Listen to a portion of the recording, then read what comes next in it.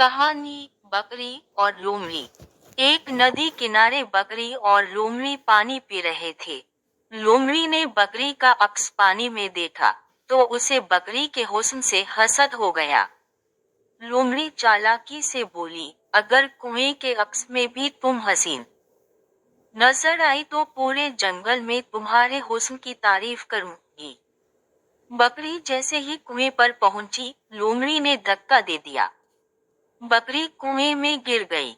लोमड़ी ने कहा, तुम तो मर ही जाओगी।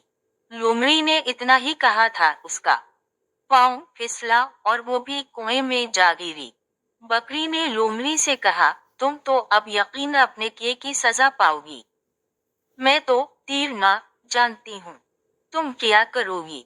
ये कहकर बकरी कुएं की सीढ़ियों से होती हुई बाहर आ गई और लोमड़ी को बुरे काम की सजा मिल गई।